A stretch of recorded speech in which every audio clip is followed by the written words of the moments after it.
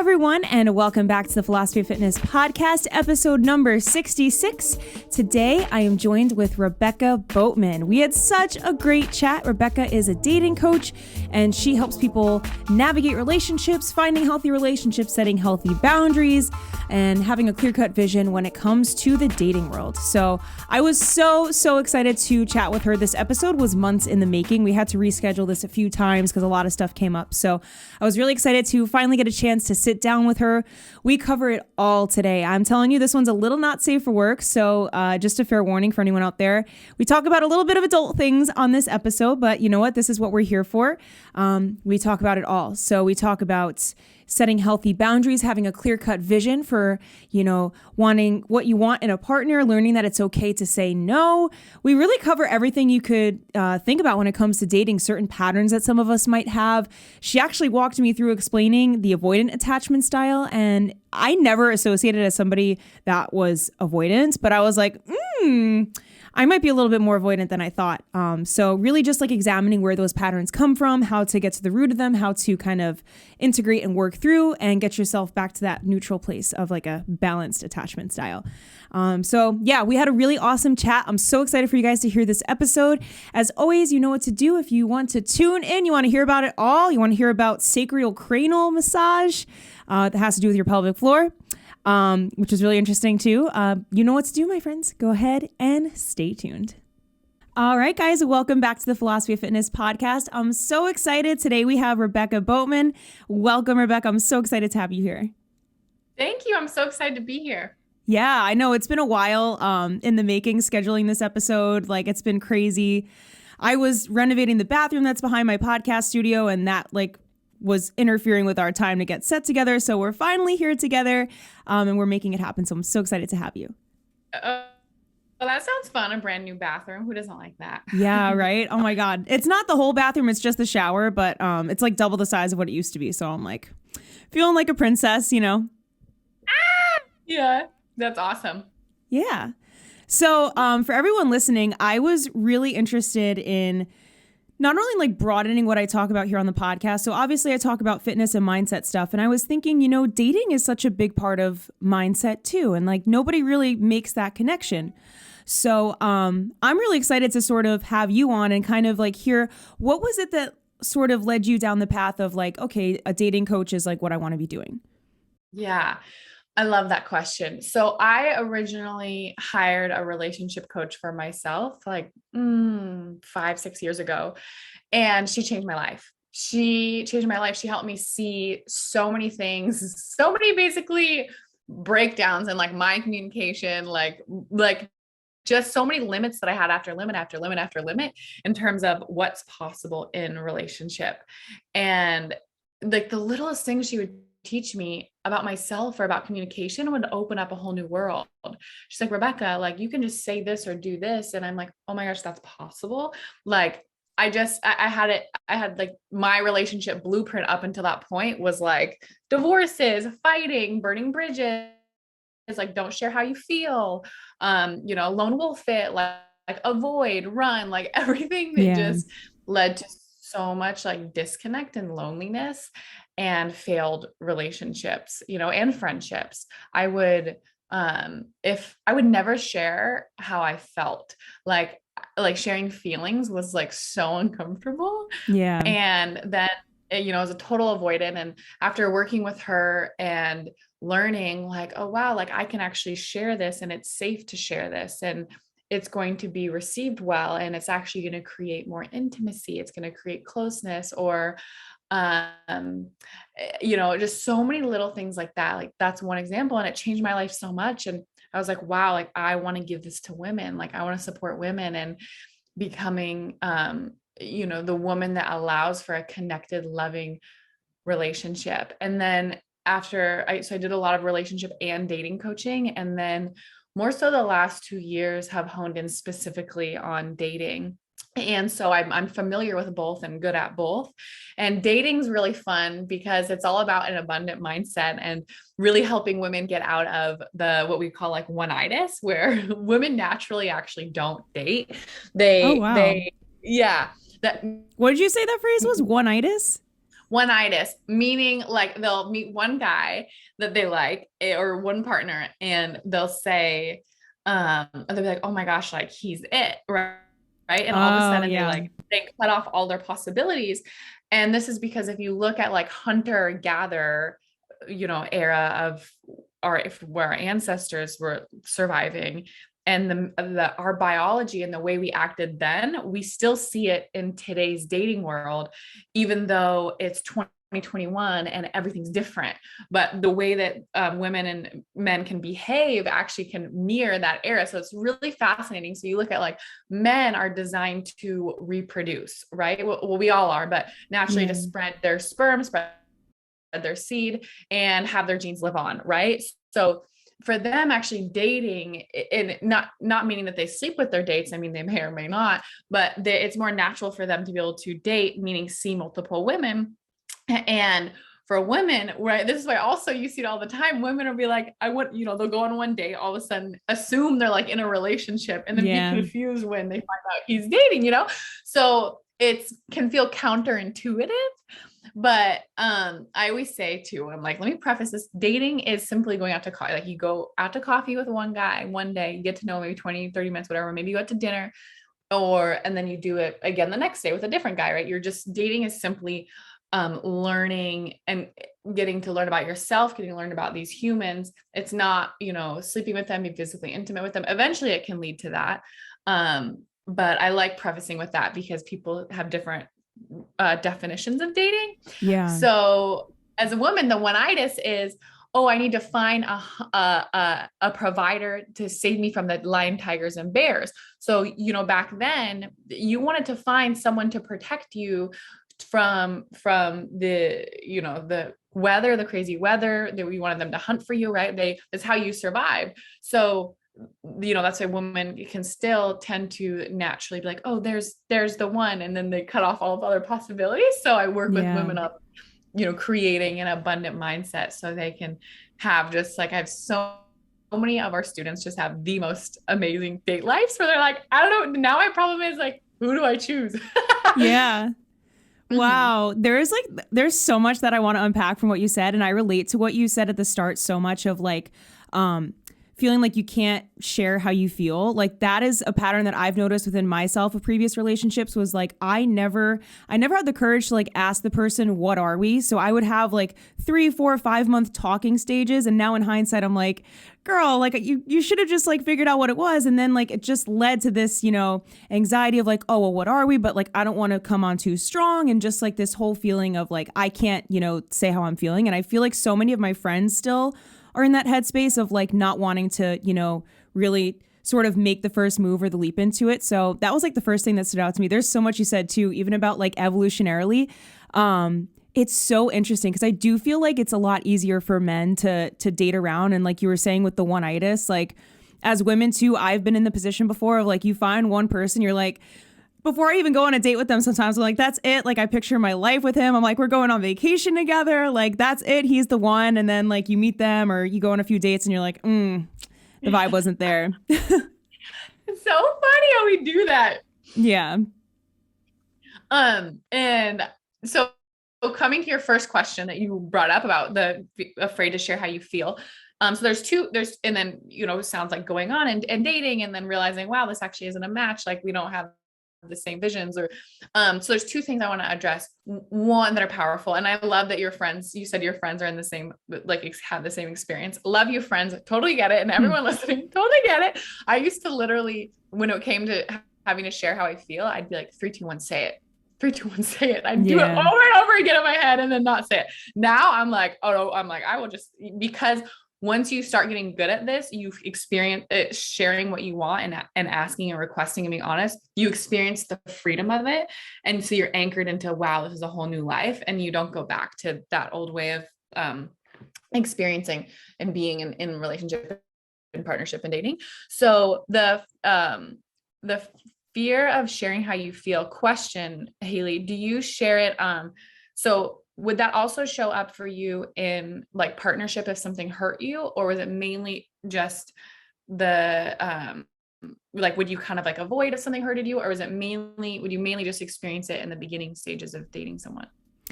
So I've been single for a while now, so I've like taken time to work on myself. So it's definitely not as bad as it used to be. But I think for me, a lot of it was just like my people pleasing tendencies. Because even at like work situations, like I would be very afraid to speak up for myself, and especially like in relationships. And I noticed that pattern like across the board, like family, friends, but mainly romantically, of just like not feeling like I was confident enough to assert myself because I just felt like I had to shrink myself. So yeah, it was always kind of just like, I don't know if it was like a subconscious thing of like, don't do that. Like it's, you know, I don't know if it's like you know, an inner child thing too, of like, don't show too much emotion as like a protection mechanism.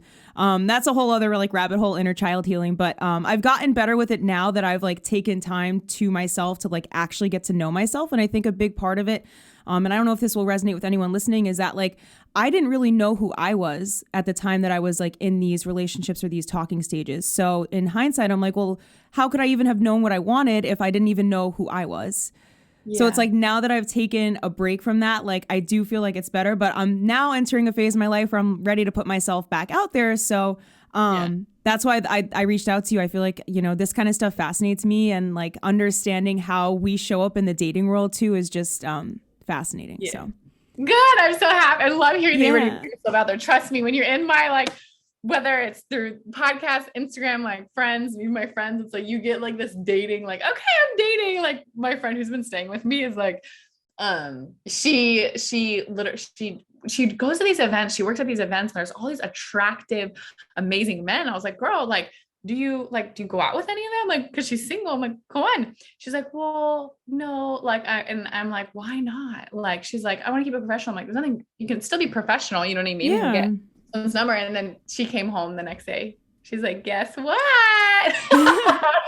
I'm like, of course. Right. She's like, I got a cute number. He wants to take her bowling and out to dinner. So that's what happens when you get in the energy of like open and you start, you know, surrounding yourself with this consciousness and possibility. So the reason I asked the question, and I'm just going to address it because I'm sure there's people listening who can relate to this, is when you are afraid to share how you feel, at some point, you know, we call that the avoidant attachment style. At some point, there was, you know, either mom or dad didn't, or someone in your life, right, didn't promote sharing feelings. And it's so interesting, right? Because parents say, don't cry, right? It's like, what message is that sending us? So by us actually being people pleasing, right, and not sharing our feelings and not standing up for ourselves, it's this sneaky way to still try and create connection, because we believe, if you know what, if I share my feelings, I'm going to be a burden, and then I'm going to be kicked out of the tribe, and then I'm going to be alone forever, right? So how about I just avoid sharing my feelings, I stuff them down, and then I'll still be able to stay in proximity to the people I love, or the people I still want to be involved in, whether it's work, family, relationship.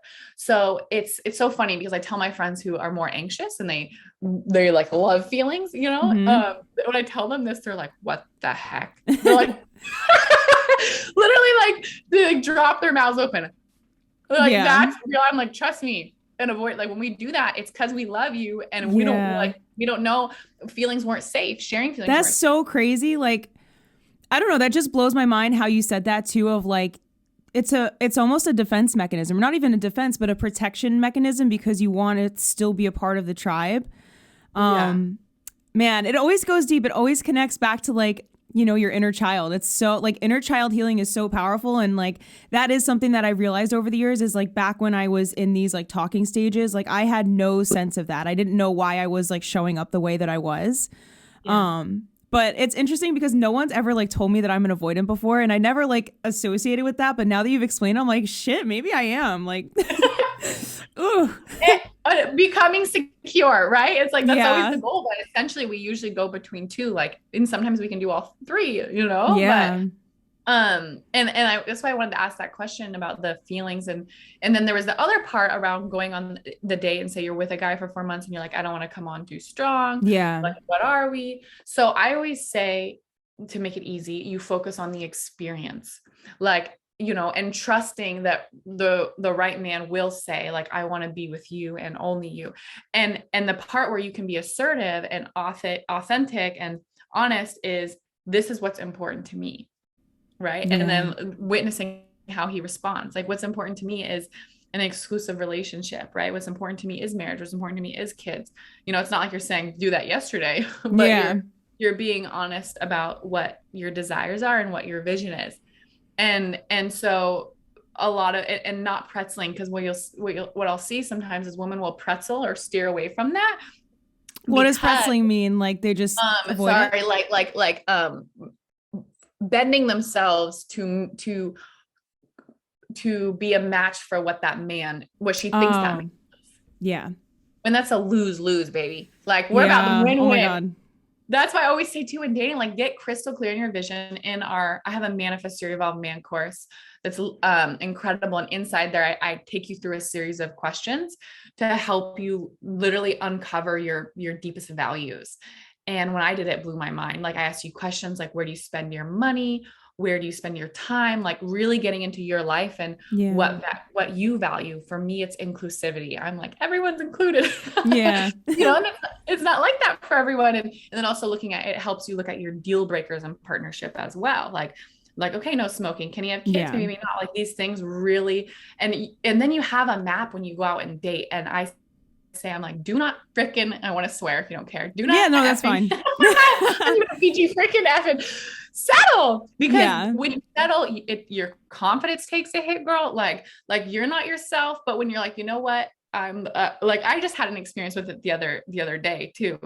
It's interesting because I watch it whenever your confidence starting to take a hit. It's like, well, where am I lying to myself or lying to someone else? Like, let me just be fully aligned, fully authentic, fully transparent. So that's what that module does inside the Manifest Your Evolved Man course. And then you go out with that love and you date from knowing that, and then and sharing it and being honest about it, not from like an ultimatum place, meaning like, well, you better live up to this or it's not going to work. It's just, this is the energetic side too, which is also really important, because I give the practical steps, right, of like what to say. And then also the energy in which you're operating from, of like, wow, I have full faith that this is coming into my life. And so when a man's not a match, you're actually not disappointed. Your energy is like, okay, cool. Like, and there's something you find about him that you really appreciate. So that would avoid, right, the 4-month thing going on where you find out, oh, wow, he actually wants to have 16 cats and be alone. Who knows? Yeah. No, I think it's so true. It's like, it's almost just like having set standards. Like someone else had told me this a few weeks ago, is like, when you're dating, think of it. And this is the headspace that I used to be in when I would date. I would say like, oh, well, I want this person to like me. Like, I hope that this person likes me. Well, now I'm sort of getting into the headspace and thinking of it as like, well, do I like that person? Like, are they a good match for what I'm looking for? And I don't think people realize what a huge like mindset shift that is, from like that people pleaser, like I need the validation from this person, to like, okay, I have standards now. Like I know what I'm looking for. And if they meet it, cool. If they don't, it doesn't take away from my worth at all. Like keep moving on. Absolutely. That's, being what we call being the chooser instead of just being chosen. Ooh, wow. I like that. Yeah. So it's like, are you being the chooser, or do you jump into a relationship with the first man who shows signs of interest? Right. Because that's when people, and especially it's like when you're intimate with someone, it is like taking a drug, like oxytocin, the bonding agent, comes out to play. You don't see them objectively. And that's where women get into relationships. And then 3, 4, 5 years down the line, 2 years, even a year, whatever, they're like, how did I get myself here? Girl, you weren't thinking, because you were intimate with them. Oxytocin came out to play. You weren't seeing anything else. You weren't seeing red flags or anything. Or that's why I'm always also a huge proponent of waiting to be physically intimate until you get to know someone on multiple levels, because then you're like, okay, cool. Like we're a match here. Like, this is great. And you guys have the same values and you make a great team. So that also sets you up to win as well. Yeah, I totally agree with that too. Like waiting, by the way. And I know that it's easier said than done sometimes, but I like to think too, I'm going to just say it because I really feel like sex is an energy exchange. And I don't know if you agree with this, but like that's literally like the most powerful energy in the universe, right? And so it's like, you got to be careful who you're sharing that with and whose energy you're absorbing too, because that can affect your whole vibe and your whole kind of, energy. So Yeah, I worked actually, I don't know if you guys have you heard of craniosacral? What's that? So it's a therapy that they do on your head, and they basically touch these certain points that um, bring you into the womb. Oh, And I wow. actually had cranial sacral done on my vagina by Oh, a wow. woman who is her name's Jody Hendricks. It's called pelvic floor release, is like the Oh, professional. I've heard of pellet floor. Yeah. Yes, yeah. So they help remove trauma, release trauma. And I asked that question. I was like, are we taking on our partner's trauma as well when we sleep with them? And she was like, yes, and how your body communicates with them. But what's relevant is that you're liberating, right? What she was very good at bringing the mindset of, reverence, possibility, openness. And I was like, wow, that's so important to realize, that yeah, you're exchanging entities. And Yeah. that's also why being in a union is so important, right? Because if you have someone who's going out and they're energy exchanging all the time, Yeah. if they're sleeping, like that's gonna impact and be in the space when you are intimate with them. So a pelvic floor release, highly recommend it. It was definitely really awkward. Okay, the first moment was Yeah. so What does that uncomfortable. involve? Like, if you don't mind me asking, I'm kind of curious. Yeah. Okay. So this is fun. I've never talked about this on a podcast, but with all my best friends. So she taught, and her space is like beautiful. She lives in Sedona. I used to live there for a year. And she, asks you lots of questions, gets to know you. You lay on the table, and what happens is she actually puts her hands inside your vagina and finds Oh my points of God. tension. I know she find with gloves, right? And she's Yeah. taught. She's like, and I could tell. She finds points of tension. She's like, notice how tense it is here, right? Wow.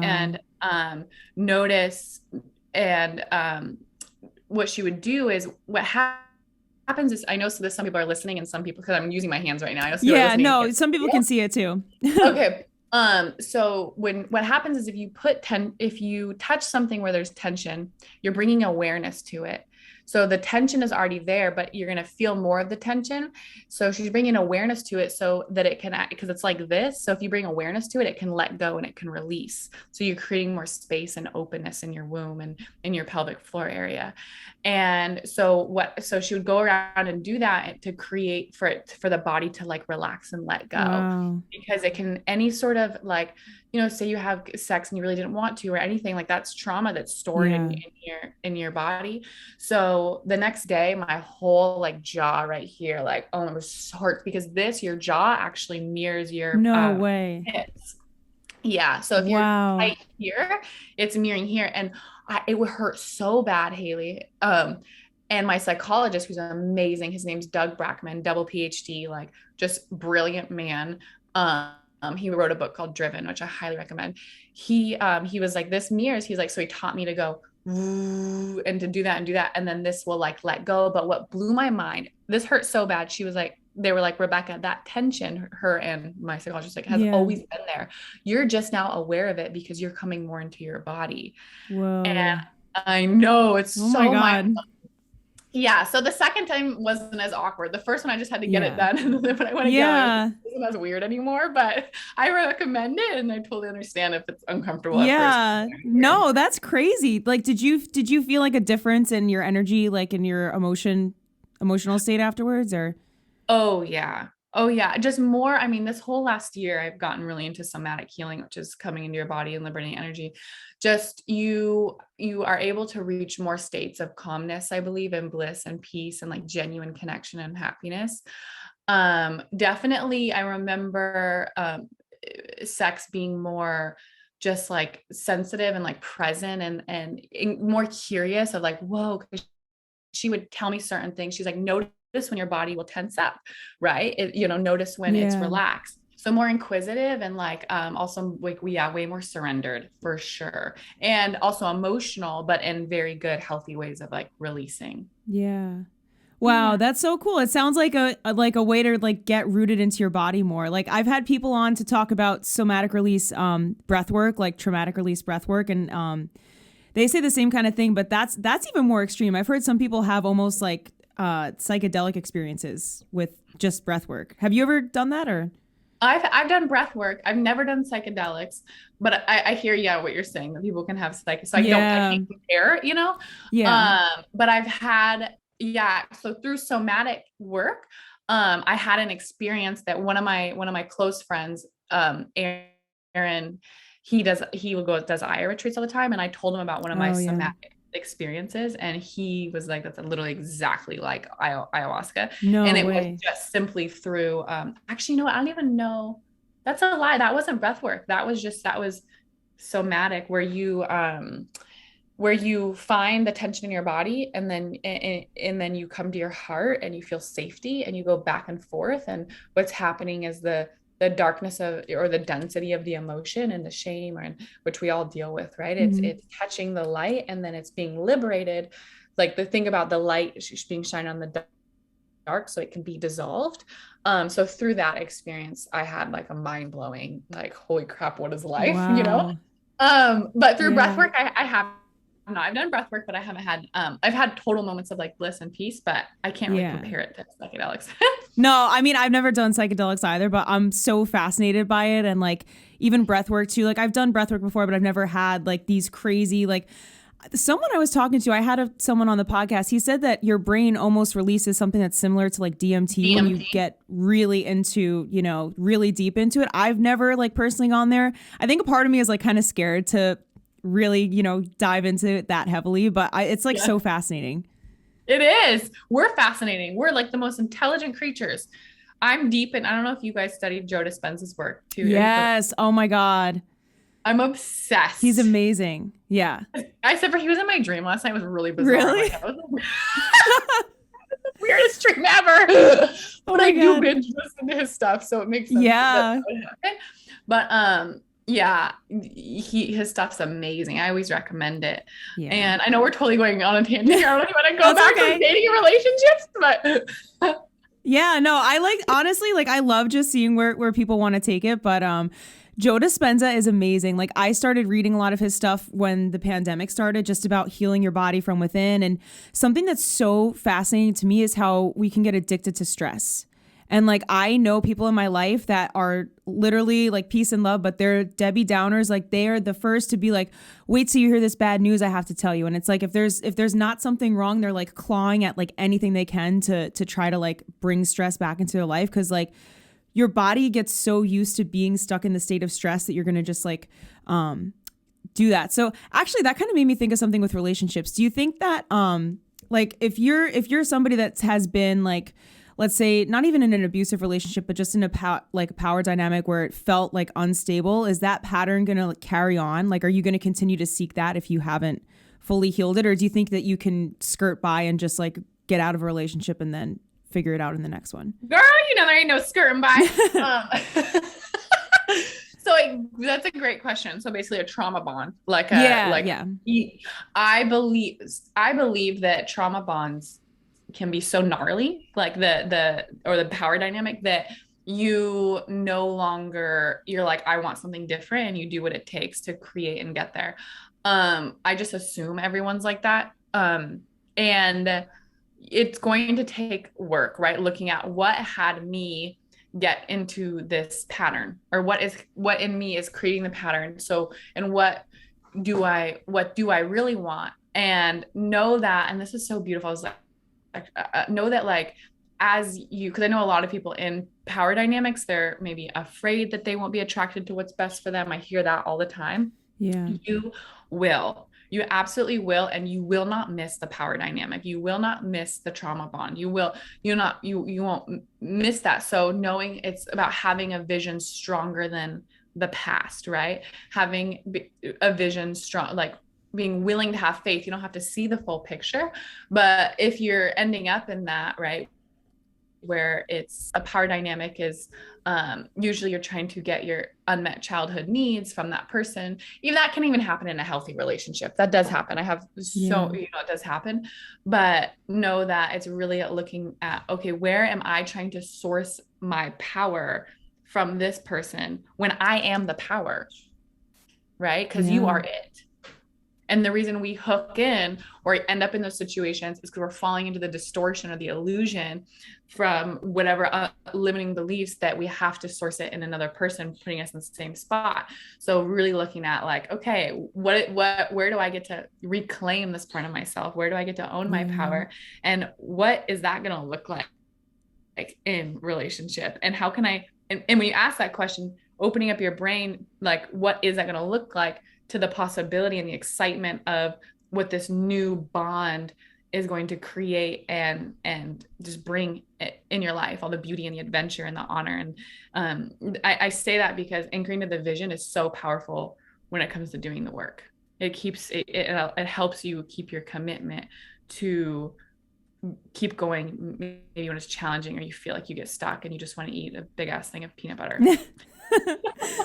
I think that's so true though. And like it keeps you accountable with your standards and your worth too, right? It's like knowing what the vision is. So it's like, I think on the flip side of that too is like if something's not working, like have the worth enough to get out of it. Like don't feel like you have to stay in a relationship just because it's what's safe and what's comfortable, or it's like I've already put work into this, like I need to make it work. Like I know people in my life too, like some of my friends they're like stuck in relationships, and it's like they're always complaining to me, like I'm like, well then why are you still with them? Like if you're clearly checked out, you know, it doesn't matter how much work you invested. If you know that it's not a match anymore, like people grow in and they evolve, and sometimes you have to like split ways. I think that's okay too. Yes, absolutely. And knowing that it's going to be scary. And a lot of times that people stay in relationships that aren't working is because they're afraid what they want isn't actually out there. And even deeper, they're afraid to experience the pain um, of breaking away from the known, right? And because it's literally a death and a rebirth when you're like, okay, like this isn't working, this version of me literally has to die, and I have to become someone new to be a match for what it is that I truly want. And so I would say to anyone going through that, number one, right? What's your vision? Like, what do you really want? Like journal on what's super important to you, right? Like where do you want to see yourself 5 years from now? And so really anchoring into that, and then coming back and knowing that sure, leaving is going to be challenging. I did it not that long ago, and it was one of the hardest effing things in my life, literally one of the hardest things in my life. And I can say now it was the best thing of my life. But in the process, there was a lot of, being on my knees, bawling, like praying to God, being like, what the, like, and still being in love with someone and caring about them. And then, but in my heart, knowing this isn't actually best, so you're right. Cause your brain also goes to all the good things, all the amazing things. It's so natural, cause it's like looking, it's wanting to cling on to the known and the familiar. So, but the strength and the confidence and the adventure that opens up that you access in yourself in a decision like that and in a process like that, like is invaluable. It's worth all the pain. It's worth it all. So yeah, to speak into someone who's in a situation where they know in their heart, like this isn't what's best, this is what's right, and you're wanting to mental yourself out of it or justify it, I encourage you to go somewhere quiet and listen to your heart and to do the courageous thing and taking it step by step, inch by inch. But remember, it's all for that vision of what you really, really want. Yeah, that is such good advice about the vision. Like, and you could apply that to any area of your life. Like a career, you could apply it to your family, like relationships. Obviously, it's like have the vision in mind. And it's really scary to let go of something that's safe and familiar. And it's like, that's something that so many of us struggle with. And like, I still struggle with too. It's like, whatever is comfortable, it feels like when we get complacent with things, right? We're like, okay, well, this is easy. This is safe. This is familiar. This is what's normal. But it's like, dare to dream bigger. Like if you know that you have a vision of something you want, like if you're with someone and like, I don't know, whatever your deal breakers are, like you said, like if you know that they don't want kids or something and you're like long-term, like I really want to have like 5 kids, whatever. Yeah. And you like try to justify all the reasons like, oh, maybe I could like convince them to do that. That's another thing. Yeah. That's another thing I want to ask you about is like people that kind of date people to try to like fix them or change them. What does that stem from? That's a great question. So, and at some point we're addressing this. It can be multiple different things, right? And this is why, if it's a case by case, I can ask questions, but I can share generally a common things that come up. needing to be needed, right? Like I need the validation that you need me to fix you because I don't believe I'm worthy of love just as is. I have to work for it. I have to Wow. earn it. Right. And Yeah. so, and that can also come from, say, you have a parent who's an addict, right? You have a parent who's an addict, or you can be so many different things in your history that then lead to that. And if you're also dating someone who you feel like needs fixing, you're dating down.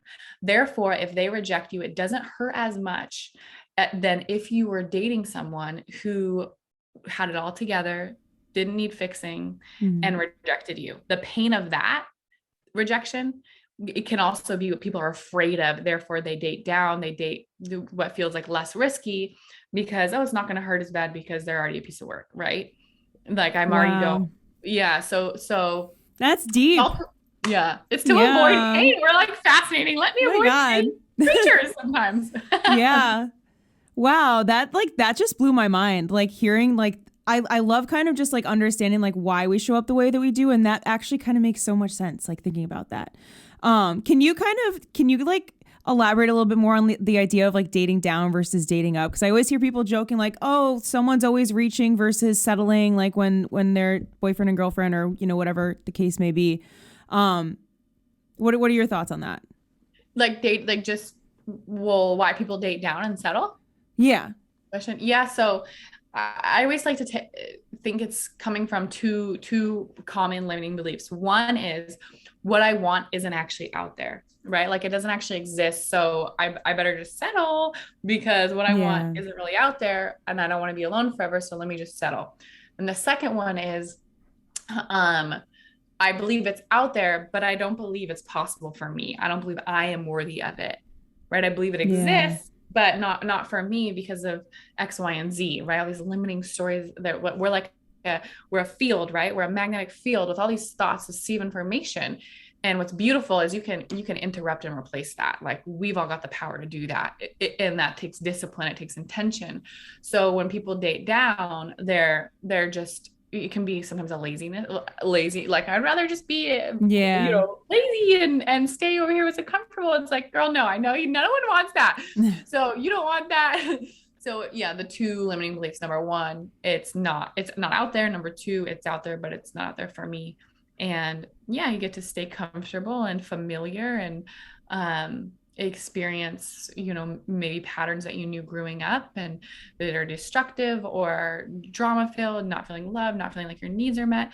And then of course we have where a lot of people will want a certain thing but when they actually get it, it can freak their nervous system out and feel like death, which is a whole other Wow. conversation.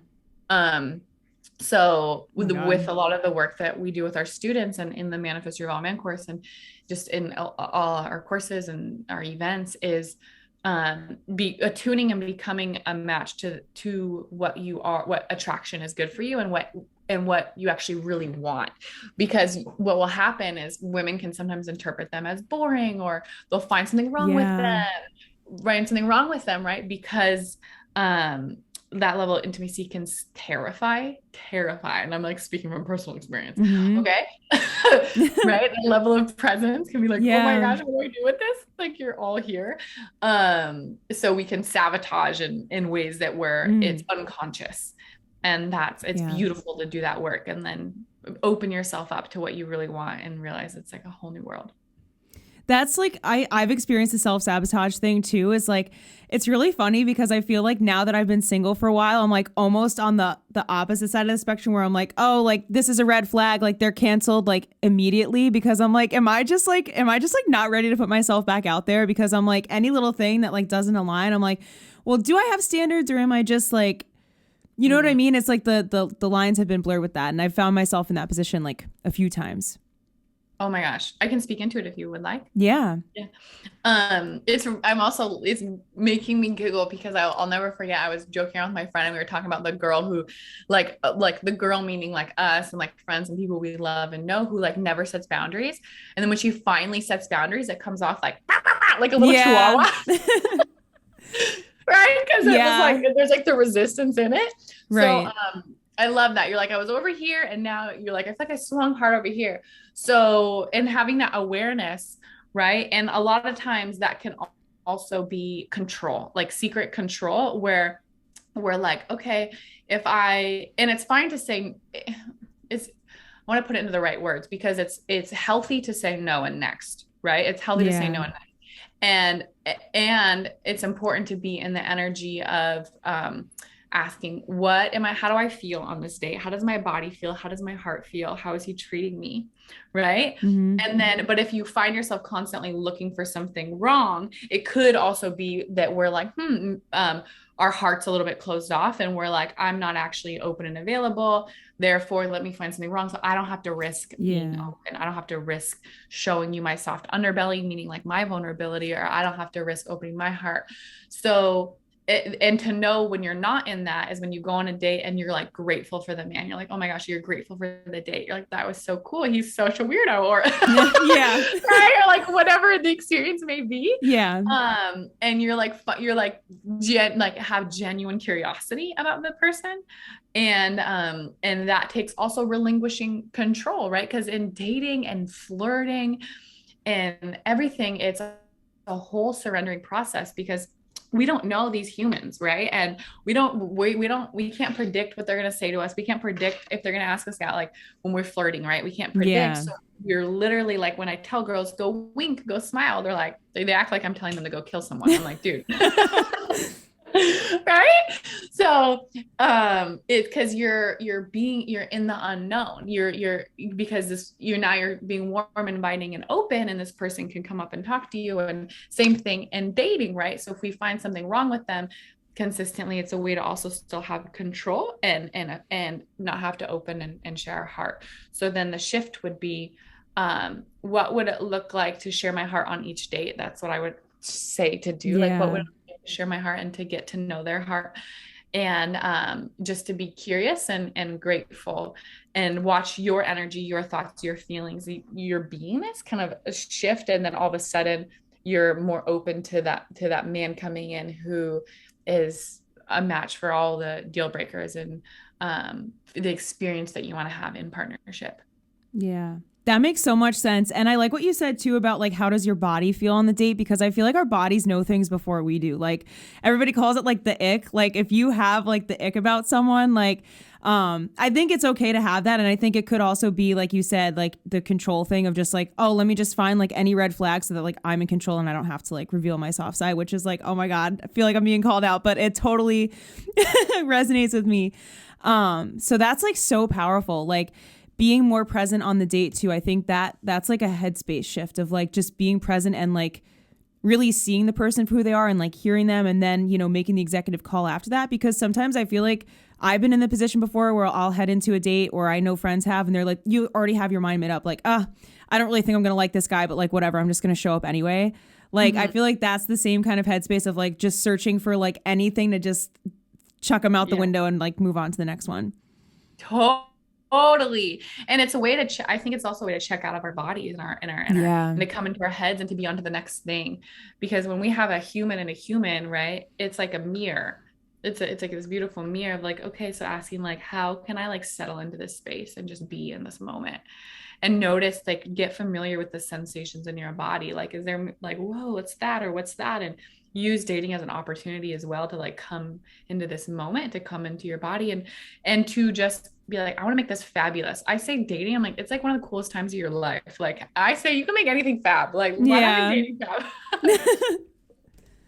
I love that. So what are your thoughts on dating apps? Because I'm really curious, because I feel like a lot of people are split on them. So I know plenty of people who are married and have met and have great relationships and met on dating apps. So I think that I think that if you like, there's nothing, again, I have nothing against them. I think they absolutely are wonderful to meet people. And I always tell people it's 2021, like dating apps aren't like weird. Like, you know, a lot of great people on dating apps, and to just be mindful, because I think where like breakdown happens is people go on for like hours a day and then all of a sudden they're burnt out. It's like, time it out, do 20 minutes minutes, like 3 times a week. Like don't sit there and get into texting relationships with men you don't know. Like don't probably like don't text them a bunch. Like meet with them and then see if you're interested versus spending all this time getting to know someone via text before actually meeting them. So, and there's simple things that we teach in our courses.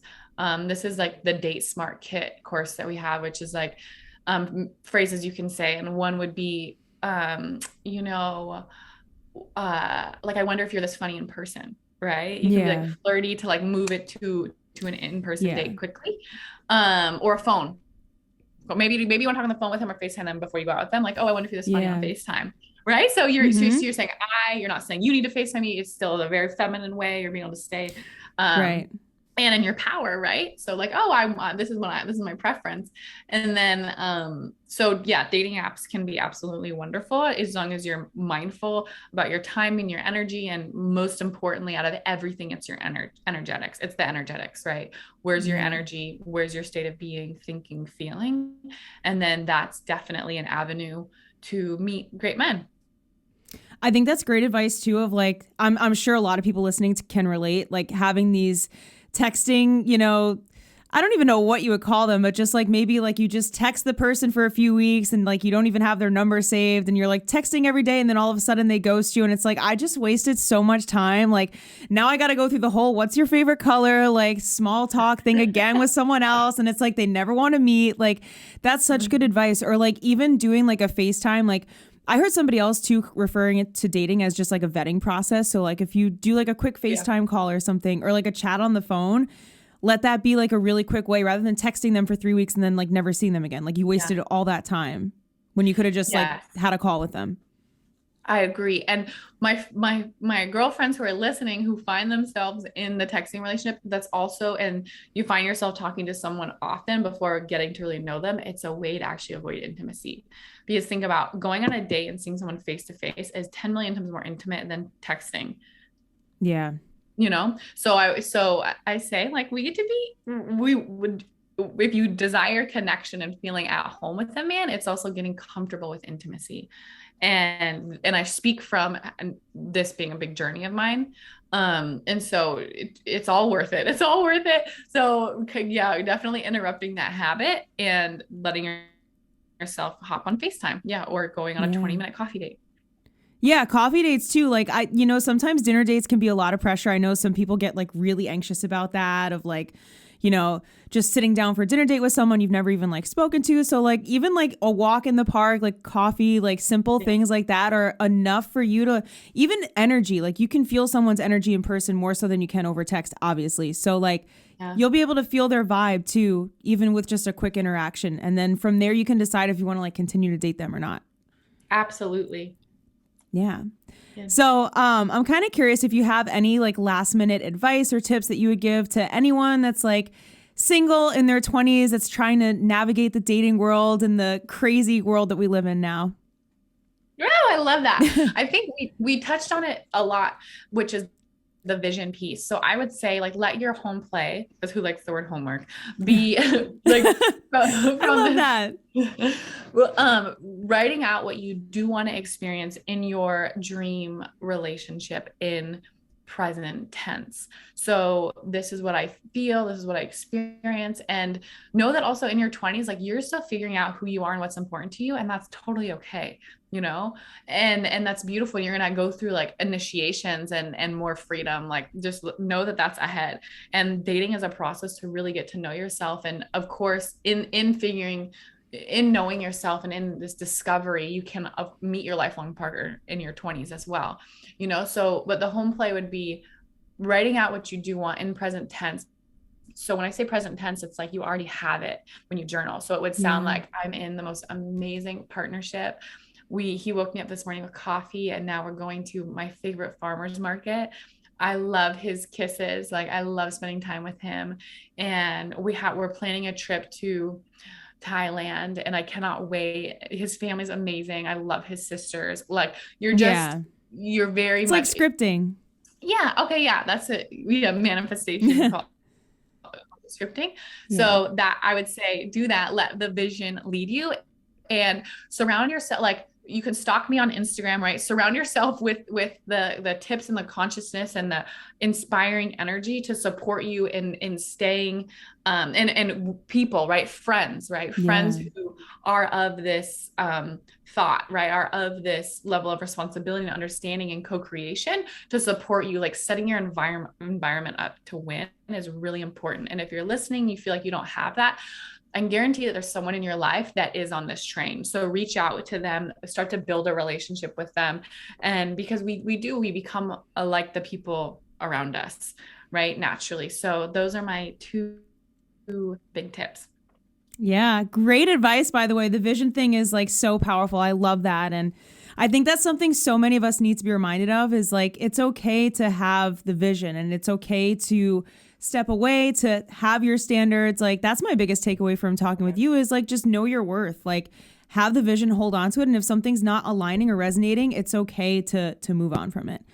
Yes. And saying no, if you need to say, like, if what you need to do, you and anyone listening, is to say no as much, like no to someone who maybe they smoke, so you don't want to smoke, like let that be like, wow, this is going to increase my magnetism. The more I say no, it's going to increase the energy in my field, and I'm going to trust that. So that's going to be my experiment. Yeah. I think that's great. For anyone out there that's a people pleaser, like I'm trying to get out of, like, that's like such a huge piece of like game-changing advice. Like, it's okay to say no.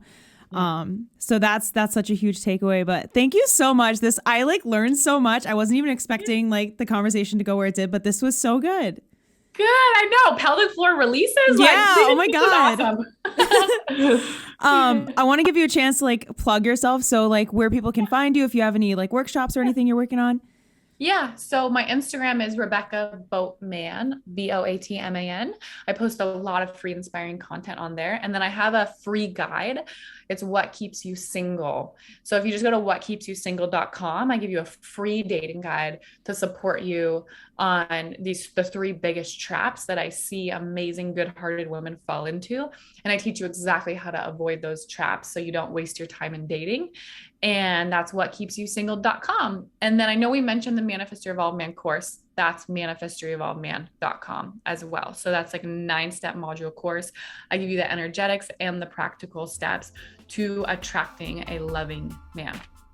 Wow, that sounds great. You got a lot of awesome things that I'm sure people would love to check out. You're doing amazing things, by the way. Like, I love how much value you share, for free on your Instagram. You have so many little valuable like tidbits and stuff. So keep doing you, keep shining your light. This was so awesome. And thank you again. Yeah, of course. This was so fun. Thank you so much, Haley. Yeah.